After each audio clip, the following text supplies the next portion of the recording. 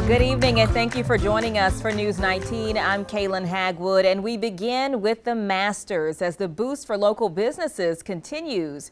Now with Augusta National Golf Club just about an hour and a half away, many people are finding hotels, food and entertainment right here in the capital city.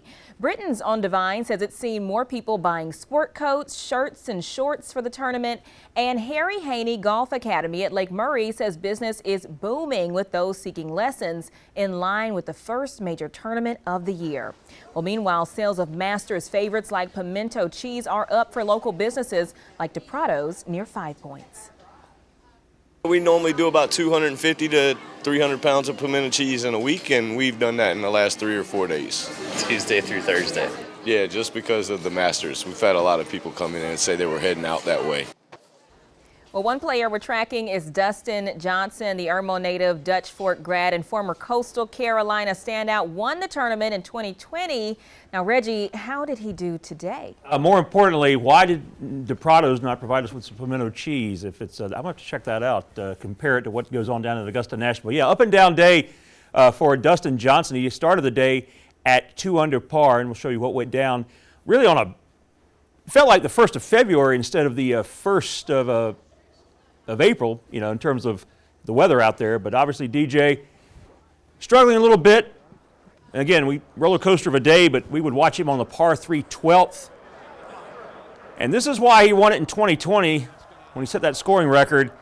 And that would lead to a birdie, but he would finish at 3 over par 75 on round 3. So he is currently at +1 heading into the final round tomorrow. Hopefully the weather will be a little bit better for better scoring. We'll have more on the Masters coming up later in sports. Also talk about the Clemson spring game as well. So a lot of sports here on a busy Saturday.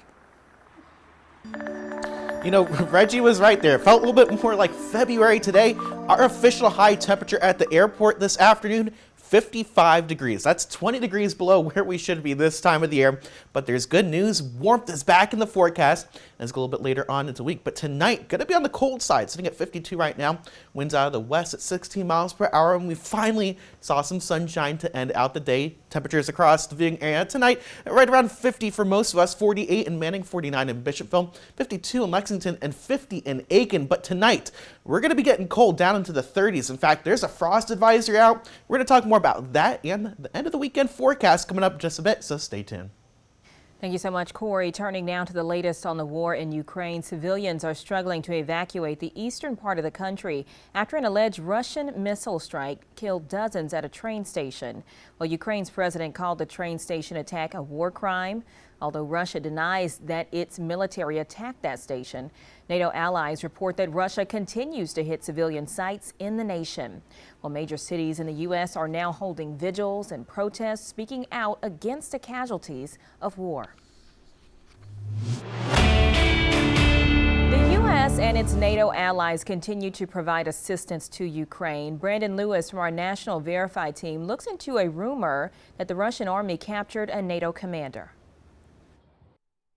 Before the first Russian troops marched into Ukraine, the U.S. and its NATO allies began providing weapons and training to the Ukrainian military.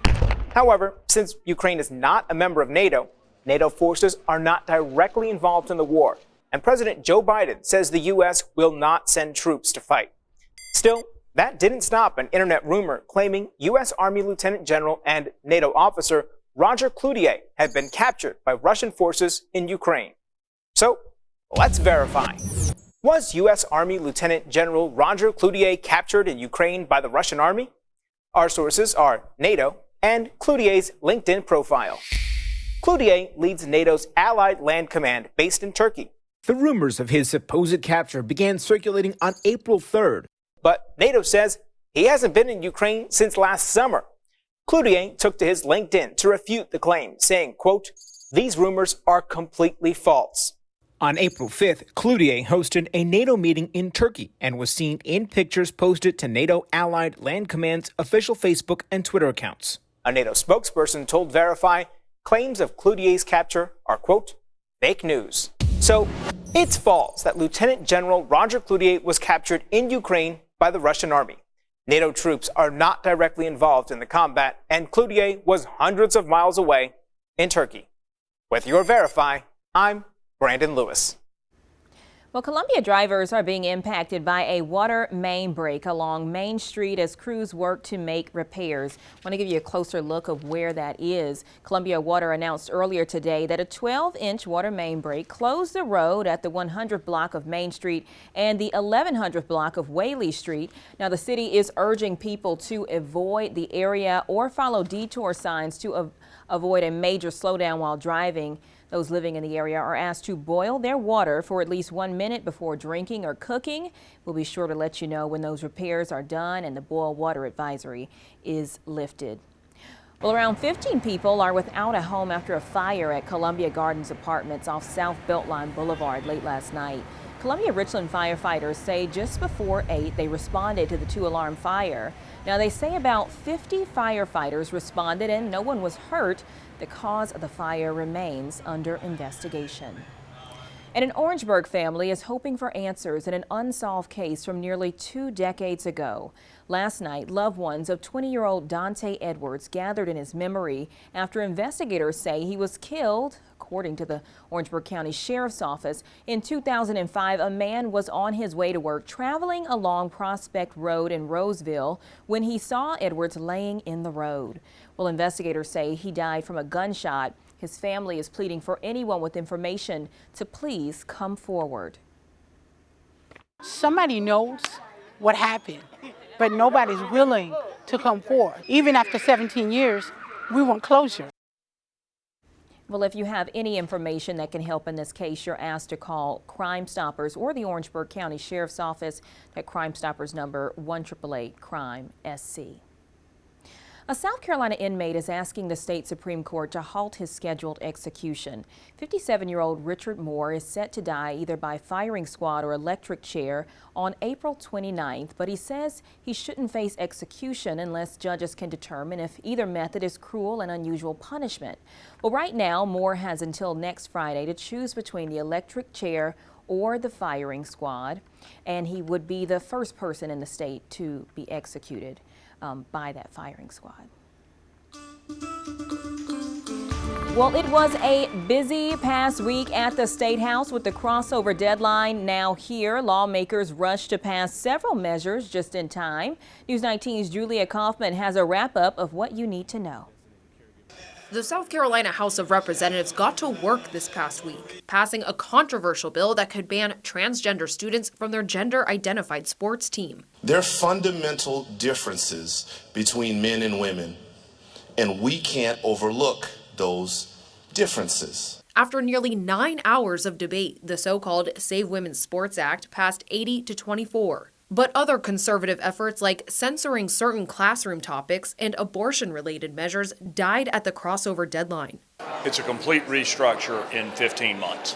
On a more united front, the House passed a bill almost unanimously to revamp USC's Board of Trustees. It could axe the current members next year. Representative Kirkman Finley says board members were grilled recently for suspicious activities, including sexual harassment lawsuits. It just feels like a continuing churning set of very volatile and toxic conditions. Finally, after making a few changes, a House committee passed South Carolina's medical cannabis bill, getting it one step closer to potentially becoming law. Rather have people having access to safe use of medical marijuana than having them go out and try to go to another state or illegally obtain marijuana. The bill that could allow certain South Carolinians with medical conditions to obtain cannabis passed the Senate earlier this year and can now be taken up by the full House. At the State House, Julia Kaufman, News 19, WLTX.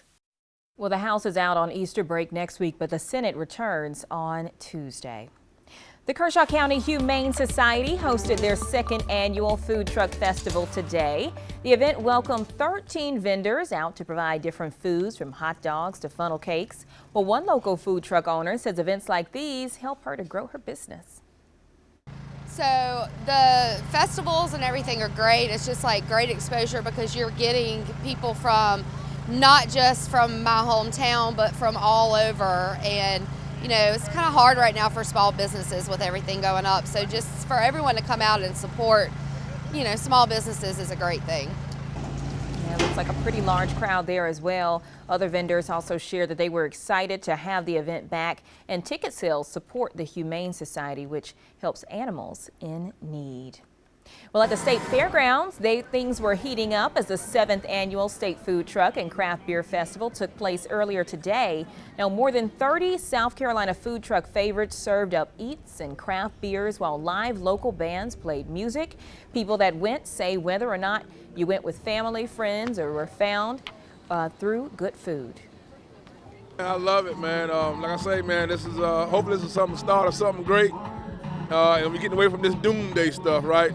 And good things are starting to happen for us. You know, it's a wonderful event. You know, you get to be with your family, you get to see your friends, get to see a whole lot of people you never really see before. Get to try a whole lot of food you never get to try before, and it's just a great event to bring with your family. Just have a great time, come out and just enjoy yourselves. Today's Food Truck Festival was hosted by Food Truck Festivals of America. The organization has created over 80 festivals throughout the country, and we saw some jackets out there. It has been a cool day, but things are supposed to heat up. Coming up just after the break, we have a look at your forecast.